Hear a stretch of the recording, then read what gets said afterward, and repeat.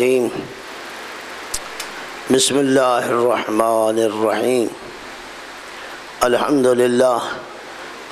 للہ رب العالمین والعاقبۃ للمتقین وجنۃ للموحدین المؤمنین المطیعین العارفین الکاملین والنار للمعاندین المخالفین المخاصمین المنکرین العاصین الحاسدین ثم الصلاة والسلام علی انبیائہ والمرسلین خصوصاً سید الاولین والآخرین سید العرب والعجم سیدنا نبینا شفیع ذنوبنا حبیب قلوبنا طبیب نفوسنا ابی القاسم محمد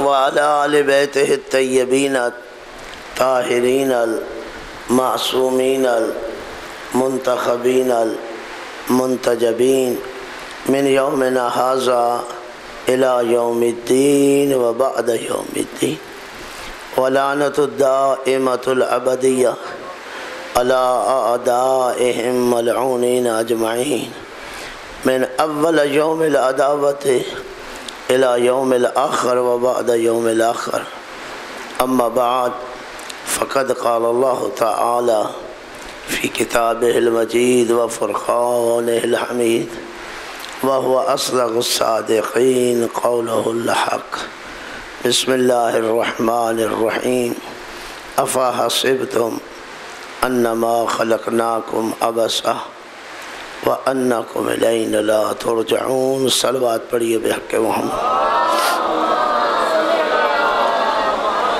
میرے نہایت ہی واجب الاحترام سامعین کرام، حاضرین اعظام، خالق کائنات آپ کی بانیان عزا ہماری اس صفِ عزا کو اپنی بارگاہ میں قبول و منظور فرمائے، اور اللہ رب العزت ان مجالس کو ہمارے لیے جہاں ذریعہ ہدایت قرار دے وہاں وسیلہ نجات بھی ٹھہرائے۔ قرآن مجید فرقان حمید کا یہ حصہ جو مسلسل عشر مجالس کا موضوع بنا رہا اور اس کی آج آخری مجلس ہے انشاءاللہ، اگر زندگی رہی تو دوبارہ پھر ملاقات ہوگی، اگرچہ اس بات کا بھی اقرار ہے کہ جو حق تھا وہ ادا نہ ہو سکا۔ ناچیز نے کوشش کی جس قدر ممکن تھا، معروضات آپ کی خدمت میں پیش کیے، آپ نے بڑی محبت سے انہیں ہمیشہ کی طرح سنا، میں بہت آپ کا مشکور اور ممنون ہوں۔ خالق کائنات آپ کی، ہماری برادران کی، بھائی ظفر، اس خاندان کی زحمات کو اللہ قبول فرمائے۔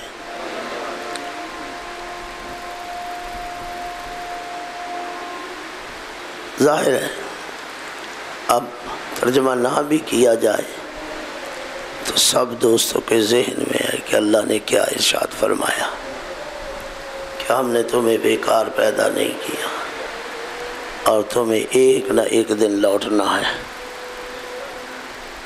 اور لوٹنا کس لیے ہے؟ حتمی لوٹنا ہے اور نجات بھی حاصل کرنا ہے۔ اور کل جو گفتگو ہماری جہاں تک پہنچی تھی اس میں ہم نے عرض کیا کہ نجات کے لیے اللہ نے دو چیزیں بھیج دی، رسول نے دو چیزیں چھوڑ دی، قرآن اور اہل بیت۔ ہم نے حدیث ثقلین کو کسی حد تک آپ کے سامنے رکھا کہ اللہ کے رسول نے یہ ارشاد فرمایا انی تارک فیکم الثقلین کتاب اللہ و عطرتی اہل بیتی، کہ میں تمہارے درمیان دو بھاری بھرکم چیزیں چھوڑ رہا ہوں، ایک اللہ کی کتاب اور دوسری اپنی عطرت اہل بیت۔ ما ان تمسکتم بہما لن تضلوا بعدی، جب تک تم نے ان دونوں سے تمسک رکھا میرے بعد گمراہ نہیں ہوگے۔ وَإِنَّهُمَا لَيَفْتَرِقَا حتیٰ یارد الی الحوض، اور یہ قرآن اور اہل بیت حوض کوثر پہ پہنچ جائیں گے۔ اہل بیت کے لیے میں نے عرض کیا آپ کی خدمت میں کہ پیغمبر نے عطرت کی قید لگا کے ہر قسم کا دروازہ بند کر دیا، تاکہ وہ لوگ جو مقصود نہیں ہیں نہ وہ داخل ہو سکے، نہ انہیں داخل کیا جا سکے۔ توجہ ہے؟ جو اس اہل بیت سے یہاں مراد ہیں ان کے علاوہ نہ کوئی داخل ہو سکے اور نہ داخل کیا جا سکے۔ لوگ اعتبارات اور معانی سے فائدہ اٹھا لیتے ہیں۔ اللہ کے رسول نے بھی ایک ایسی قید لگا دی کہ جس سے پھر کوئی دوسرا داخل نہیں ہو سکتا۔ عطرت کی قید لگائی۔ کون سی اہل بیت مراد ہے؟ کون سی؟ جو عطرت ہے۔ میں نے کل عرض کیا تھا اللہ نے یہ نہیں نوح سے کہا تھا کہ یہ تیرا بیٹا نہیں ہے، بیٹا ہونے کی نفی نہیں کی تھی۔ کل اگر گفتگو یاد ہو جس چیز کی نفی کی تھی وہ یہ تھی لیسا من اہلک، یہ تیری اہل میں نہیں ہے۔ اہل میں ہونا اور بات ہے، جو اہل میں ہو ممکن ہے وہ نسبی طور پر متعلق نہ ہو مگر آپ کے اندر آ جائے۔ السلمان منا اہل البیت۔ توجہ ہے یعنی اللہ آپ کو سلامت رکھے۔ اب خاندان کے حوالے سے، قوم کے حوالے سے، قبیلے کے حوالے سے سلمان، نسب کے حوالے سے سلمان خاندان رسول سے نہیں ہے، نسب کے حوالے سے نہیں ہے، لیکن اہل ہونے کے ناطے سے منا اہل البیت کا حصہ ہو گئے۔ ہوئے یہ نہیں اہل البیت، پیغمبر نے خود کہہ دیا۔ اور ابو لہب نسبی طور پر تھا لیکن چونکہ اہل کا حصہ نہیں تھا، تبت یدا ابی لہب کا مصداق بن گیا۔ توجہ ہے یا نہیں؟ صلوات پڑھے نا بحق محمد و آل محمد۔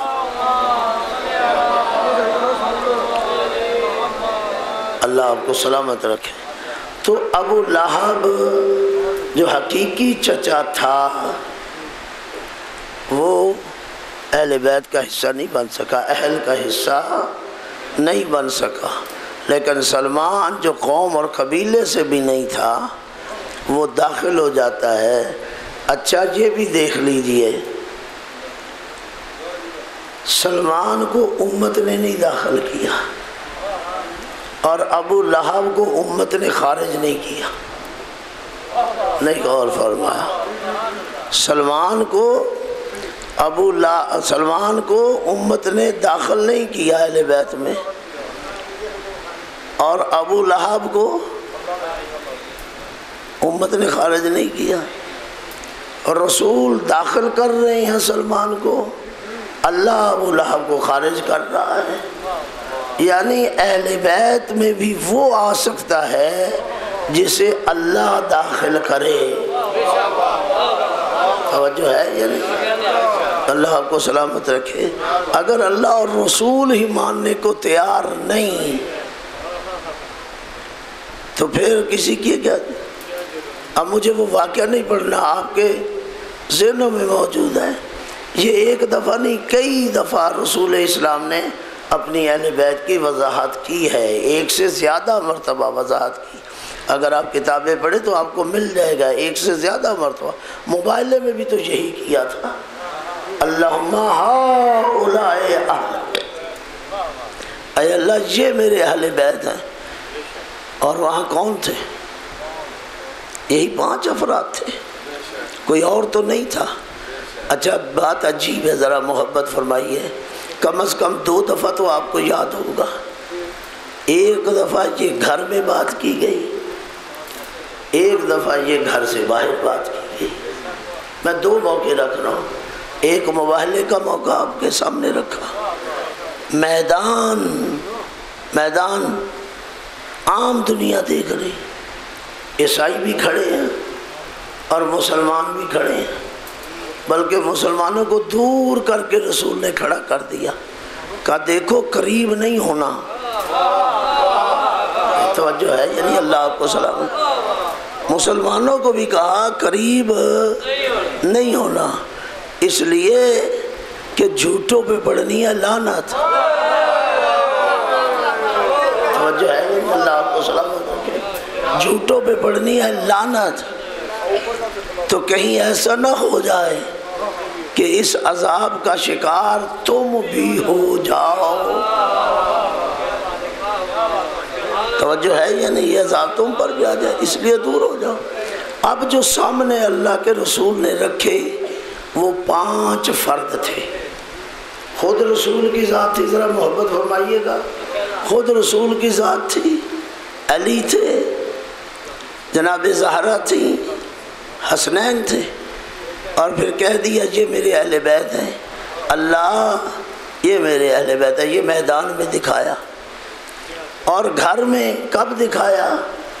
جب آپ کے بدن میں ضعف تھا، آپ گھر میں داخل ہوئے اور سیدہ سے کہا بیٹا ذرا یمنی چادر تو لے کے آؤ، حدیث کے ساتھ پڑھتے رہتے ہیں، یمنی چادر تو لاؤ، سیدہ نے لا کے دے دی، آپ صحن خانہ میں اس چادر کو لے کے بیٹھ گئے، حدیث قضا 20 مرتبہ آپ کی پڑھی ہوئی ہے، لے کے لیٹ گئے، علی داخل ہوئے، کہا آج تو مجھے بھائی کی خوشبو آ رہی ہے، کہاں وہ سوئے ہوئے ہیں، گئے قریب، اتاذن لی یا رسول اللہ مجھے اجازت ہے کہ میں آ جاؤں، حسن آئے یہی بات کہی، حسین آئے یہی بات کہی، جب یہ سب داخل ہو گئے تو جناب سیدہ بھی چلی گئی، بابا جان مجھے بھی اجازت ہے، کہا بیٹا آ جائیے۔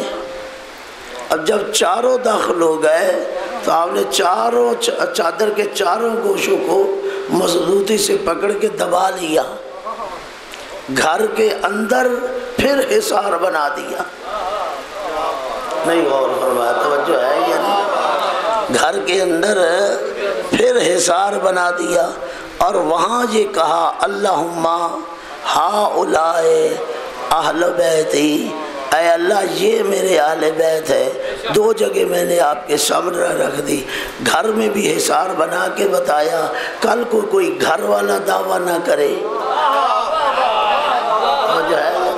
اللہ کو کل کو کوئی گھر کا کوئی بندہ دعویٰ نہ کرے کہ میں اہل بیت میں سے ہوں، اور باہر بھی یہ کہہ کے بتا دیا کہ کل کو کوئی باہر والا بھی نہیں غور فرمایا، باہر والا بھی دعویٰ نہ کرے، تو داخلی طور پہ بھی دروازہ بند، خارجی طور پہ بھی دروازہ بند۔ اب اس سے بڑا بندوبست کیا کیا جا سکتا تھا؟ اچھا ایک اور منظر بھی آپ کے سامنے رکھا گیا اور آیا، جب جبرائیل نے کہا وَمَن تحت الْكِسَاءِ، اس چادر کے نیچے ہیں کون؟ آپ جبرائیل سے پوچھئے تو صحیح، بھلا تو نہیں جانتا؟ شب و روز تیرا آنا جانا ہے، ایک ایک فرد کو تو جانتا ہے اور اس دروازے پہ آتا رہتا ہے، پھر پوچھ رہا ہے وَمَن تحت الْكِسَاءِ، چادر کے نیچے کون ہے؟ عجب نہیں ایک جواب دیا جائے کہ پہلے تو نے فرد فرد کو علیحدہ دیکھا، علیحدہ آئے، علیحدہ علیحدہ آتے رہے، لیکن آج یہ پانچوں ایک مقام پر جمع ہو گئے، وہ نور جو 5 حصوں میں بٹا ہوا تھا وہ نور ایک شکل اختیار کر گیا اور آنکھیں خیرہ ہو گئی، نہیں توجہ کی، وَمَن تحت الْكِسَاءِ، اب چونکہ آنکھیں خیرہ ہیں سوال کر لیا اے اللہ کون ہے چادر کے نیچے؟ اچھا اللہ نے بھی نہیں یہ کہا کہ بھئی تو روز جاتا ہے،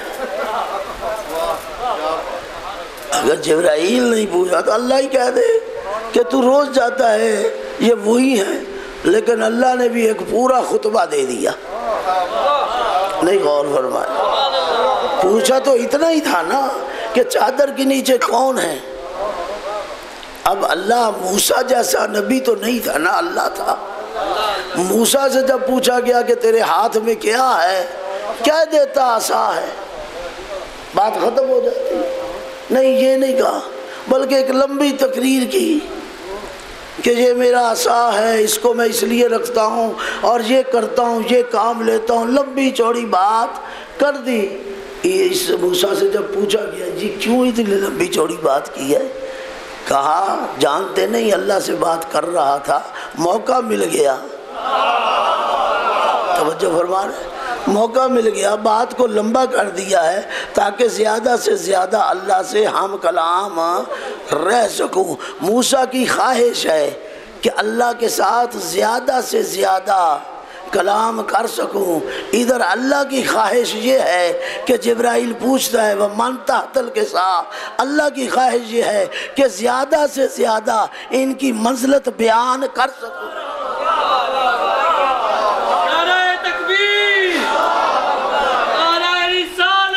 یا رسول اللہ، یا علی، اللہ آپ کو سلامت، اللہم صلی علی محمد. محبت فرمائی، اللہ آپ کو سلامت رکھے. ایک پورا قصیدہ پڑھ دیا، اور قصیدہ پڑھنے کا بھی انداز دیکھیے. یا ملائکاتی و سکان سماواتی، او میرے ملائکہ، او میرے ملائکہ، آسمان پہ ساکن رہنے والی مخلوق، آسمان پہ مقیم رہنے والی مخلوق، عزتی و جلالی. اللہ اکبر، کوئی چھوٹی سی بات نہیں ہے. کب انہوں نے کہا تھا تو قسمیں اٹھا کے بتا؟ نہیں غور فرمایا. کب کسی نے کہا تھا قسمیں اٹھا کے بتا؟ لیکن عجیب ہے کہ جب اللہ آپ کو سلام، جب اہل بیت کی بات آئی تو اللہ نے اپنی عزت کی قسم اٹھائی، اپنی بزرگی کی قسم اٹھائی.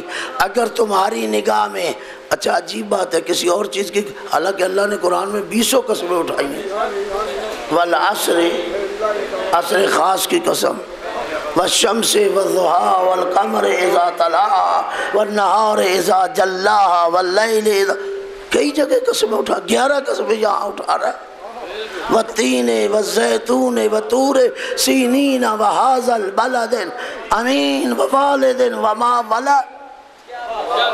کتنی قسموں کی باتیں آپ کے سامنے کی جائیں. اچھا جہاں بھی قسمیں اٹھائی ہیں آپ غور کر لیجئے گا، ان قسموں کو بھی اکٹھا کر کے سامنے رکھ لیں اور ان 2 قسموں کو بھی سامنے رکھیں. اللہ آپ کو سلامت. قرآن کی باقی ساری قسمیں ایک طرف رکھیں اور عزتی و جلالی یہ قسم سامنے 2 قسمیں رکھیں تو اللہ آپ کو سلامت ہے. اور پتہ چلے گا کہ ان قسموں میں کتنا وزن ہے. وہ ساری قسمیں مل کر یہ وزن نہیں بنا سکتی. عزت کی قسم، جلال کی قسم، بڑی مہربانی، عزت کی قسم، جلال کی قسم. اللہ اکبر، اپنی عزت کو بھی سامنے رکھ رہا ہے، اپنی بزرگواری کو بھی سامنے رکھ رہا ہے. اگر تمہاری آنکھوں میں میری کوئی عزت ہے، نہیں غور فرمایا، توجہ ہے، اللہ آپ کو سلامت رکھے. اگر تمہاری آنکھوں میں اگر اللہ کی، میں اللہ کی کوئی عزت ہے، یا تمہاری آنکھوں میں مجھ اللہ کی کوئی بزرگی ہے، غور فرمائے، تو پھر سنو، عزتی و جلالی، مجھے اپنی عزت کی قسم، اپنی بزرگی کی قسم، وما، میں نے، توجہ ہے یہ نہیں، اپنی عزت کی قسم، اپنے جلال کی قسم، میں نے نہ آسمان کو پیدا کیا، نہ میں نے زمین کا بچھونا بچھایا، نہ میں نے سورج کو بنایا، نہ میں نے چاند اور اس کی چاندنی کو بنایا، نہ میں نے دریاؤں کی روانی کو بنایا، نہ اس میں چلتی ہوئی کشتی کو بنایا. توجہ ہے یہ نہیں؟ یہ ساری چیزیں میرے ملائکہ، یہ آسمان پہ رہنے والی مخلوق میں نے ان چیزوں کو نہیں بنایا، اور اگر آپ دیکھ رہے ہو تو یہ بنی ہوئی ہیں تو پھر سن لو یہ کس لیے بنی ہیں، یہ کن کے لیے پیدا ہوئی ہیں؟ ان کے لیے جو آج اس چادر کے نیچے ہے۔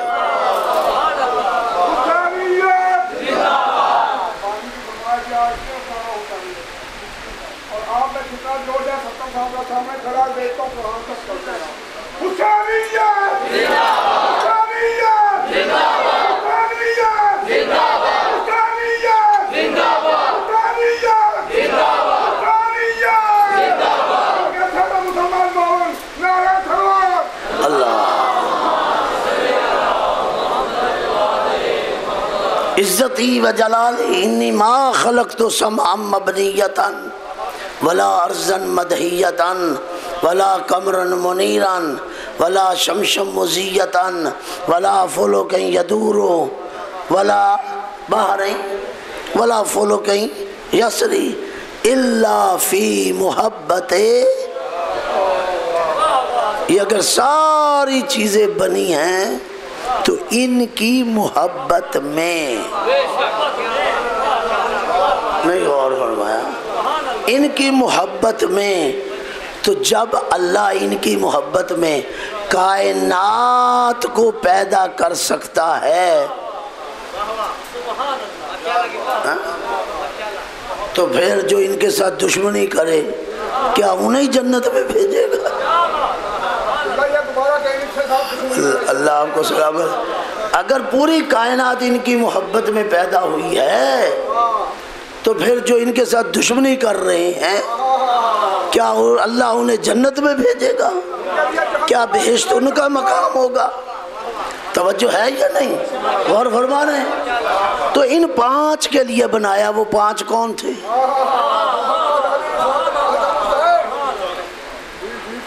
رسول، علی، بطول، حسنین۔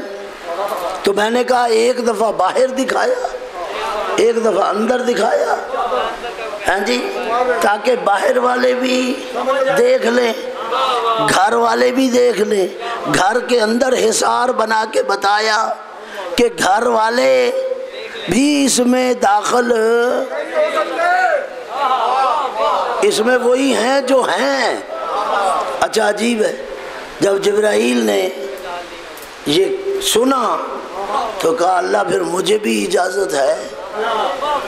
آپ حدیث قصہ پڑھتے ہیں، اللہ مجھے بھی اجازت ہے۔ کہا جاؤ اگر تمہیں بھی اجازت ملتی ہے تو میری طرف سے بھی اجازت ہے۔ آیا وہی جملے کہے اتاذن لی یا رسول اللہ، مجھے بھی اجازت ہے کہ میں بھی چھٹا اس میں داخل ہو جاؤں۔ اجازت مل گئی۔ ایک آسمان سے آیا جسے اجازت مل گئی۔ اچھا ایک گھر سے بھی آگے بڑھا، نہیں غور فرمایا، توجہ ہے یا نہیں؟ اللہ کو ایک فرد گھر سے بھی آگے بڑھا، اور کوئی معمولی فرد نہیں تھا۔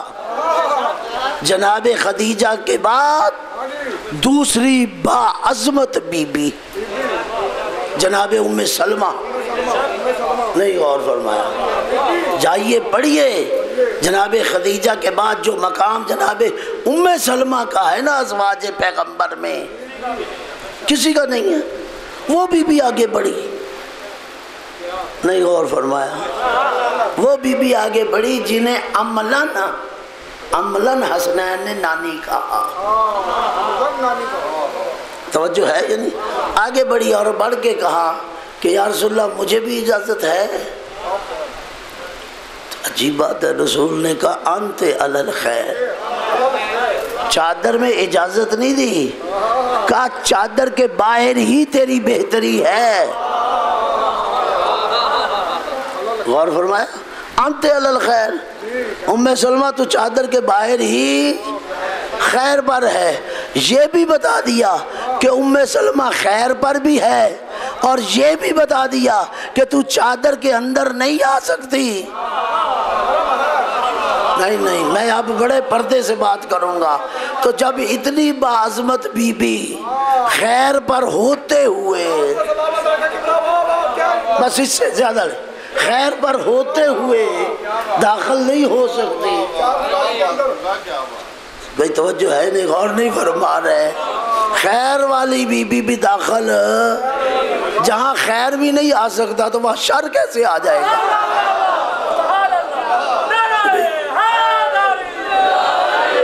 بھئی توجہ ہے نہیں، بڑی محبت، بڑے صلوات پڑھیے بے حق محمد و آل محمد۔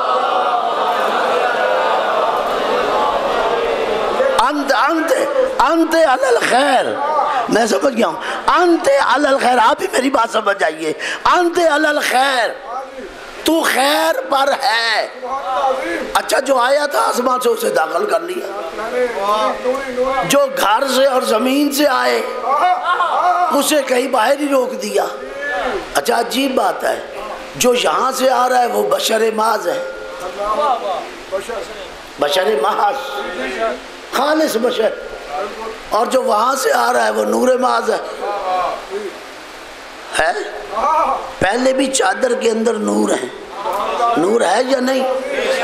اب ایک نور اور آیا، یہ بھی حکمت الہی ہے، ملک نور ہے نا، ملائکہ نور ہے، اور ملائکہ کا سردار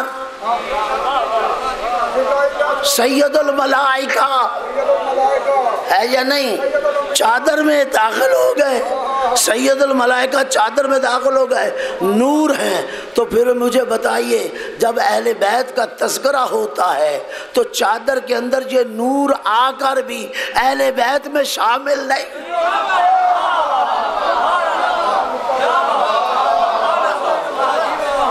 توجہ فرمائی یا نہیں فرمائی؟ تو نوری مخلوق بھی آ جائے، یہ رسول کیوں ان کو داخل ہونے کی کیوں اجازت تھی؟ عجب نہیں، یہی کہا جائے سبزواری تو بشر کی بات کرے گا، اگر اس چادر میں نور بھی آ جائے تو وہ ان 5 کا مقابلہ نہیں کر سکتا، اور ان میں شامل نہیں ہو سکتا۔ تو بشر محض کی کیا حقیقت ہے؟ عطرتی اہل بیتی، وہ میری اہل بیت جو عطرت ہے، اور یہ اہل بیت کوئی معمولی اہل بیت نہیں ہے۔ اس اہل بیت کے لیے رسول نے کہا تھا مثل اہل بیتی کمثل سفینۃ روح، اس میری اہل بیت کی مثال سفینہ نوح کی ہے۔ مثل اہل بیتی کا مثل سفینۃ نوح، اس میری اہل بیت کی مثال سفینہ نوح کی ہے۔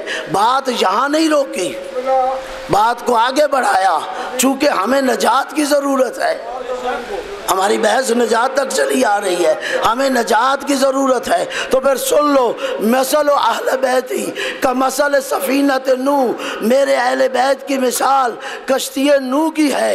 تو پھر سنو، من رکبہا، جو اس کشتی پہ سوار ہوا، فنجا،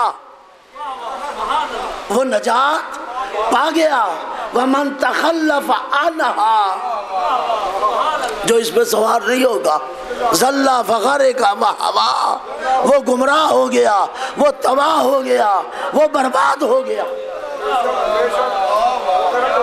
یہ اہل بیت جو ہے شاہ صاحب، یہ جو اہل بیت ہے، اس اہل بیت کی مثال کیا ہے؟ کشتی نوح کی ہے۔ کشتی نوح کا کیا کام تھا؟ یہ اللہ کو حرام سے بچانا، عذاب سے بچانا، عذاب سے بچانا۔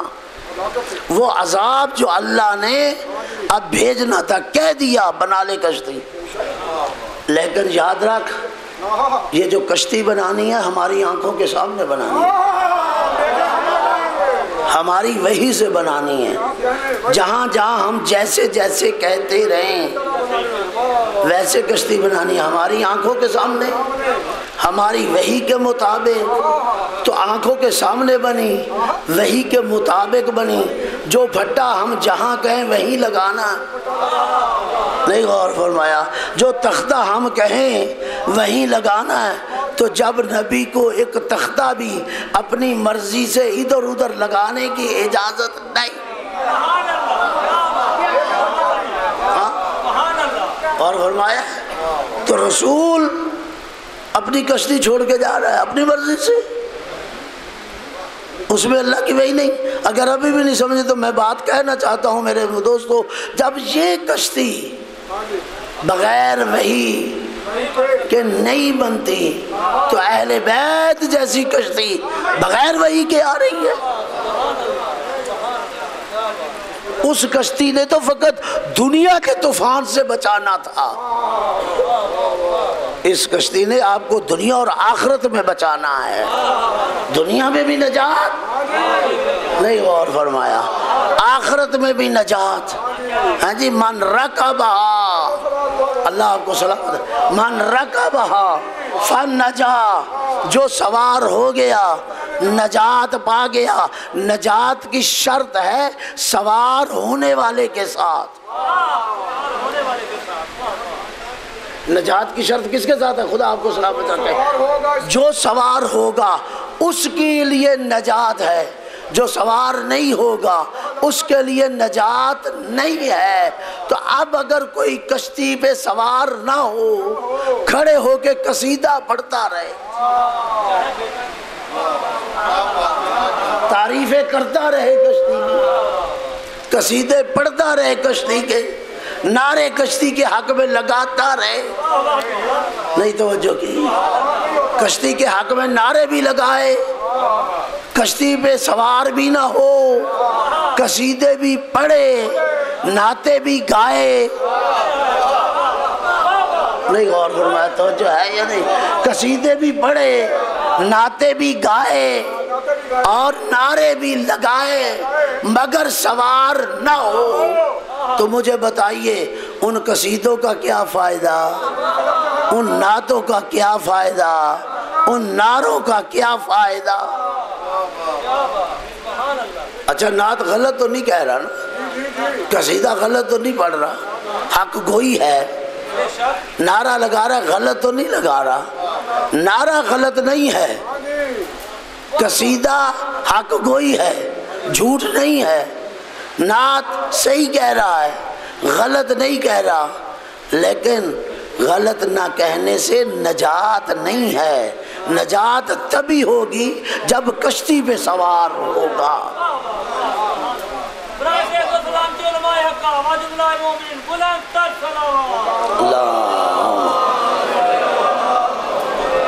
کوئی بات سمجھ آئی جو میں نے سمجھانے کی کوشش کی ہے کہ نجات مختص ہے سواری کے ساتھ۔ جب آپ اس کشتی پہ سوار ہو جائیں گے، اگر سوار نہیں ہوتے لگاتے رہے نعرے، زیادہ سے زیادہ یہی کہا جائے گا جھوٹ نہیں کہہ رہا، نعرہ صحیح ہے، قصیدے کو غلط نہیں کہا جائے گا، اگر قصیدہ صحیح ہے کہا جائے گا قصیدہ صحیح پڑھ رہا ہے، نعت صحیح گا رہا ہے، غلط نہیں ہے، اگر صحیح نعت پڑھ رہا ہے تو غلط نہیں ہے، لیکن فائدہ اس پڑھنے والے کو نہیں ہے، نعرہ اس لگانے والے کو فائدہ نہیں ہے۔ اب ہم آپس میں دیکھ لیں، اگر کشتی پہ سوار نہیں، لگاتے رہو نعرے،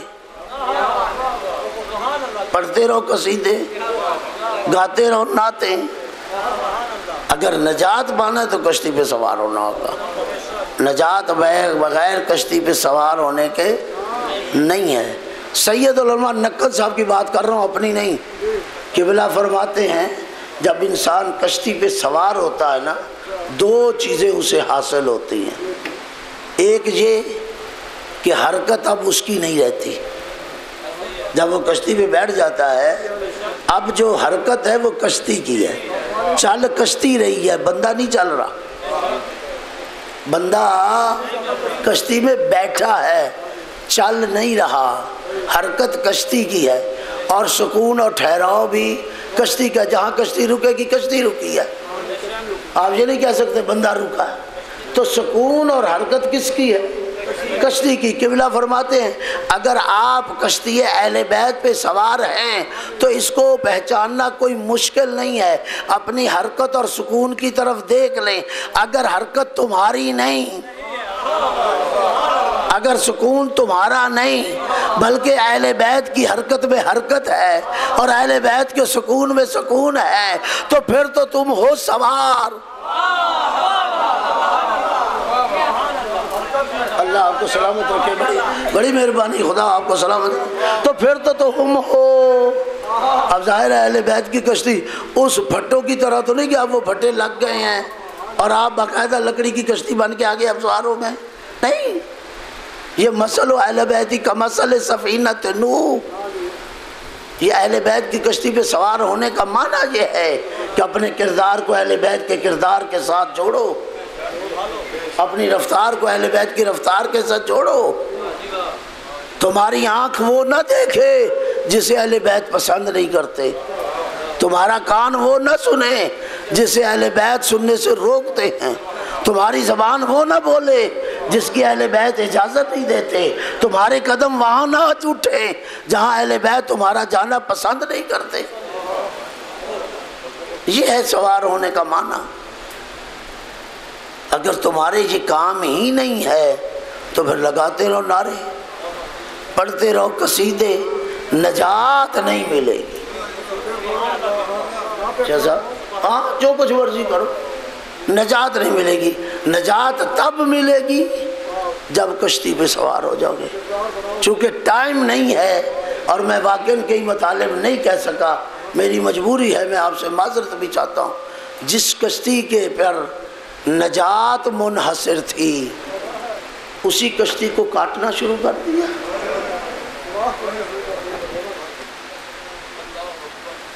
کیا کیا جائے؟ آج آخری مجلس ہے، مجبوری ہے، اور ذوالجناح بھی برآمد ہونا ہے، اور کچھ مسائل میں چاہتا ہوں آپ کی خدمت میں، لیکن سمجھ نہیں پا رہا کہاں سے کس مصیبت کو شروع کروں، اس لیے کہ کربلا مصیبتوں سے بھری ہوئی ہے۔ کوئی ایک مصیبت تو حسین پر نہیں، کبھی بھتیجے کے ٹکڑے اٹھانے پڑتے ہیں، کبھی جب کمر ٹوٹ گئی عباس کے بازو اٹھانے پڑے، کہیں حبیب کا لاشا، کہیں مسلم بن عوسجہ کا لاشا، کہیں کوئی لاشا، کہیں کوئی لاشا، اور ایک لاشا وہ بھی تھا جس کے لیے حسین کو بڑی مشکل تھی اجازت دینا، کیوں؟ وہ شبیہ پیغمبر تھا۔ چونکہ میں نے اس عشرے میں جناب اکبر کے مصائب نہیں پڑھے، چند مصائب چاہتا ہوں جناب اکبر کے، اور پھر شہادت امام حسین۔ اکبر کوئی معمولی شہید نہیں، یہ حسین ابن علی سے پوچھو، ذرا پوچھو نا۔ جب حر کا بیٹا گرا نا جنگ کرتے ہوئے، آواز دی یا ابت ادرکنی، اپنے باپ کو، حر کو آواز دی، بابا میری مدد کو پہنچیے، اور حر دوڑا اپنے بیٹے کی لاش کی طرف۔ جب پہنچا ایک دفعہ پریشان ہو گیا، کیا دیکھتا ہے؟ حسین پہلے پہنچ چکے ہیں، اجرکم اللہ، پہلے پہنچ چکے ہیں۔ پریشان ہو گیا، مولا آپ میرے بیٹے کے لاشے پہ اور مجھ سے پہلے پہنچ گئے۔ کہا حر میں جانتا ہوں بیٹے کا زخم کتنا بڑا ہوتا ہے، میں کہوں گا مولا آج حر کے بیٹے کے لاشے پہ تو آپ پہنچے، جب تیرا اکبر گرے گا تو جب پہنچے گا کوئی وہاں اٹھانے والا نہیں ہوگا، تو اکیلا، اور عجیب عالم تھا۔ جب اکبر کو بھیجا نا، ایک دفعہ ساسمان کی طرف سر اٹھا کے کہا اللہ اب گواہ رہنا، میں اسے بھیج رہا ہوں جو پوری خلق میں اور خلق میں، رفتار اور گفتار میں سب سے زیادہ تیرے رسول کے ساتھ مشابہ ہے۔ آپ نے بھی سنا، میں بھی پڑھتا رہتا ہوں اور پڑھا ہے کہ لوگ مدینے میں دور دور سے سفر کر کے آتے تھے، آگے دروازے پہ دستک دینی، امام حسین نے جانا، کیا بات ہے، کسے ملنے آئے ہو، کیا کام ہے مجھ سے؟ تو کہہ دیتے تھے حضور آپ سے کام نہیں، معذرت، ہمیں پتہ چلا ہے آپ کو اللہ نے بیٹا دیا ہے جو رسول سے سب سے زیادہ مشابہ ہے، ہم نے رسول کی زیارت نہیں کی، آئے اس لیے ہیں کہ اس کی زیارت کر لے تاکہ رسول کی زیارت کا ثواب مل جائے۔ وہ اکبر بھیجنا آسان تھا، آسان تھا؟ ذرا وہ منظر تو دیکھو، جب اکبر جا رہا ہے نا، اجازت مل گئی، تھوڑی دور گیا تو دیکھا بوڑھا باپ پیچھے آ رہا ہے، قدموں کی آواز ہے، مڑ کے دیکھا باپ آ رہا ہے، اتر گئے، بابا اب کیا بات ہے، آپ نے تو مجھے اجازت دیتی ہے، بیٹا بس ایک خواہش ہے اگر پوری کر دو۔ بابا کیا؟ بیٹا جب تک فوج کے سامنے نہ چلے جاؤ مڑ مڑ کے مجھے اپنا چہرہ دکھاتے رہو۔ اور علماء نے لکھا جب تک اکبر فوج میں پہنچ نہیں گیا آدھا کے سامنے مڑ مڑ کے حسین کو اپنا چہرہ دکھاتا رہا۔ جنگ کی ایک دفعہ آواز دی، یا ابت ادرکنی، اے بابا میری مدد کو پہنچیے۔ بس حسین اٹھے اور اٹھے نہیں دوڑ پڑے۔ یہ علماء نے لکھا ہے دوڑے مگر دوڑ نہیں سکے، گر گئے زمین پر، پھر اٹھے پھر دوڑے پھر گر گئے، پھر اٹھے دوڑے پھر گر گئے۔ علامہ نکن صاحب فرماتے ہیں 70 مرتبہ حسین اٹھا، 70 مرتبہ گرا، جب حسین سے چلا نہ گیا زانو بے زانو۔ یہ واحد شہید ہے جس کے لاشے پہ حسین چل کے نہیں پہنچ سکے، زانوں کے ذریعے، زانو بے زانو بے لاشے پسر رسید۔ علامہ نکن صاحب نے فرمایا کہ زانوں کے ذریعے اپنے بیٹے کے لاشے پہ پہنچے اور کیا دیکھا کہ جب بیٹے کی زلفوں کو خون میں تیرتے دیکھا نا حسین غش کھا گئے۔ میں نے بالکل مختصر کر دیا، غش کھا گئے۔ جب غش سے افاقہ ہوا سر اٹھایا تو علماء نے لکھا ہے حسین کی سیاہ داڑھی سفید ہو چکی تھی۔ اجرکم اللہ، سیاہ داڑھی سفید ہو چکی تھی۔ اکبر کے سر کو اپنے زانوں پہ رکھا، ہاتھ کو پکڑا اپنے کندھے پہ رکھا اور دوسرے ہاتھ کو ڈھونڈنے لگے۔ اکبر بیٹا اب تیرا باپ بوڑھا ہو گیا ہے، اکبر اب مجھ سے اٹھایا نہیں جاتا، ذرا کرنا ہمت اور میرے کندھے پہ ہاتھ رکھ اور ہمت کر، میں تجھے خیموں میں لے جاؤں۔ بیٹا تو ہاتھ رکھتا نہیں ہے، ساتھ تلاش بھی کر رہے تھے۔ ایک دفعہ اکبر کے ہاتھ پہ حسین کا ہاتھ گیا، بیٹا یہ کیا بات ہے، سینے سے ہاتھ اٹھاتا کیوں نہیں؟ سنیں گے جملے، بیٹا سینے سے ہاتھ اٹھاتا کیوں نہیں ہے؟ اکبر نے رو کے کہا بابا ایک ظالم نے برچھی ماری ہے اور اس کا پھل توڑ کے چلا گیا ہے، اور جاتے ہوئے کہہ رہا تھا سنا ہے تیرا بابا حسین بڑا صابر ہے۔ اجرکم اللہ، سنا ہے تیرا بابا حسین بڑا صابر ہے، ہم دیکھیں کہ کتنا صبر ہے۔ اچھا حسین کا صبر دیکھنا چاہتا ہے تو بیٹا ذرا میرا ساتھ دینا۔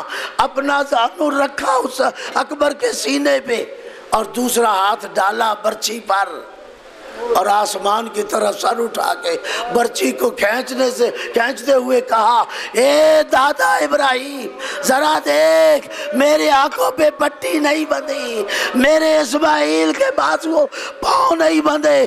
اللہ اکبر کہہ کے برچھی کو جو نکالا، برچھی نہیں نکلی، اکبر کا جگر نکلا۔ بس عزاداران حسینی جلدی کر رہا ہوں، اکبر کا جگر نکل آیا۔ لاشِ اکبر کو کسی نہ کسی طریقے سے اٹھا کے لائے، کہاں؟ خیموں کے پاس۔ جب دروازے پہ پہنچے ہے نا، ایک آواز دی یا زینب، یا رقیہ، یا ام کلثوم، اے زینب، اے رقیہ، اے ام کلثوم جلدی آؤ۔ لاشے کو لے گئے، بڑی تیزی میں نے کر دی، لاشے کو لے گئے۔ ایک طرف اکبر کا لاشا رکھا، دوسری طرف قاسم کے ٹکڑے ترتیب سے رکھے، درمیان میں حسین لیٹ گئے، ایک ہاتھ اکبر کے لاشے پہ رکھا، دوسرا ہاتھ قاسم کے ٹکڑوں پر رکھا اور آسمان کی طرف اٹھا کے سر کہا اللہم تقبل منا ھذا القربان، اے اللہ میری قربانی کو قبول کرنا۔ بس عزاداران حسینی رہ گیا حسین اکیلا، اللہ اکبر، رہ گیا اکیلا، گرتا پڑتا آیا پھر خیموں کے پاس اور پھر آواز دی یا اختی زینب، اے میری بہن زینب، اے رقیہ، اے ام کلثوم، علیکن منی سلام، میں آخری سلام کے لیے آیا ہوں۔ جیسے یہ کہا نا اندر سے آوازیں آنے لگ گئی، سنیں گے جملہ، اندر سے آوازیں آنے لگی بھیا آقا مولا ذرا اندر آئیے، یہ اندر بیویوں ذرا کھڑی ہو جاؤ نا، ایک لائن میں کھڑی ہو جاؤ، اب کے بعد تم حسین کو نہیں دیکھ سکو گی، حسین آخری رخصت کے لیے آیا ہے۔ ایک ایک بی بی کو دیکھ رہے تھے، اور اس کے مصائب اسے بتا رہے تھے. فرما تیرے ساتھ یہ ہوگا، لیلا تیرے ساتھ یہ ہوگا، رباب تیرے ساتھ یہ، رقیہ، ام کلثوم، زینب. جب سب سے رخصت ہو گئے نا، ایک دفعہ زینب سے کہا بہن زینب ذرا آخری موقع میرا ساتھ دینا. بھیا کیا بات ہے، ذرا چلنا اس خیمے. میں نے پڑھ دیا، آپ نے سن لیا. ذرا چلنا اس خیمے جہاں بیمار لیٹا ہوا ہے، میں اکیلا نہیں جا سکتا، میرا ساتھ دے. اب بہن بھائی چلے جہاں بیمار کربلا لیٹے ہوئے ہیں. حسین پینتی کی طرف کھڑے ہو گئے، ثانیہ زہرا سر کی طرف آئی، ہاتھ سر پہ پھیرا. سجاد بیٹا ذرا آنکھیں کھول دے، کون ملنے آیا؟ سجاد بیٹا ذرا آنکھیں کھول. اب جو سجاد نے آنکھیں کھولی، دیکھا زخمی بابا. بابا اینا اینا عباس، اینا اینا اکبر. بابا عباس کہاں ہے؟ بابا اکبر کہاں ہے؟ قاسم کہاں ہے؟ تو اکیلا زخمی. حسین کیا جواب دے؟ ایک ایک کا کہتا رہا، مارا گیا مارا گیا. آخر میں حسین نے کہا سجاد کب تک پوچھے گا، میں کب تک بتاؤں گا؟ اب تو رہ گیا ہے یا میں رہ گیا؟ بس عزادارہ نے حسینی جب سنا نا، سید سجاد نے کہا پھوپھی اماں ذرا تلوار دیجئے، میرا بابا اکیلا رہ گیا. جیسے ہی یہ سنا، آقا نے کہا سجاد اگر تو بھی چلا گیا تو شام و کوفہ کون جائے گا؟ بازاروں اور درباروں میں کون جائے گا؟ ان پھوپھیوں کے ساتھ کون ہوگا؟ بس حسین نکلے. میں نے آخری موقع نکلے، آخری رخصت، باہر آئے، ذوالجناح پہ بیٹھنے لگے. لیکن جب پہلے حسین بیٹھا کرتے تھے، میں نے پڑھ دیا جملہ، کہیں سے عباس آ جاتے تھے، کہیں سے اکبر آ جاتے تھے اور آکے حسین آقا کو سوار کیا کرتے تھے. لیکن آج جو نکلے، نظر یمیناً و نظر الی شمالاً، ایک دفعہ دائیں دیکھا، ایک دفعہ بائیں دیکھا. جب کوئی نظر نہ آیا نا، مقتل کی طرف نگاہ اٹھا کے کہا این العباس این الاکبر، او میرا عباس کہاں ہے، او میرا اکبر کہاں ہو؟ آج کوئی حسین کو سوار کرانے والا نہیں. اتنا کہنا تھا. خیموں سے ایک برقع پوش بی بی نکلی. کیا ہوا عباس نہیں ہے؟ کیا ہوا اکبر نہیں ہے؟ ابھی ہم زندہ ہیں، ہم سوار کرائیں گے. بی بی کون؟ کہا حسین پہچانا نہیں، میں تیرے بھائی حسن کی بیوہ فروا ہوں. حسین سوار ہوئے، بڑی تیزی سے نکل رہا ہوں. حسین سوار ہوئے، گھوڑے کا کہا چل گھوڑا. 2 قدم چل کے گھوڑا رک گیا. میرے مولا نے کہا میں سمجھتا ہوں تو تک گیا ہے، اب تک تو میرا ساتھ دیتا رہا، لاشیں اٹھاتا رہا، لیکن حسین تجھ سے وعدہ کرتا ہے ایک دفعہ مجھے لے جا، پھر تمہارے ساتھ صفائی نہیں کروں گا.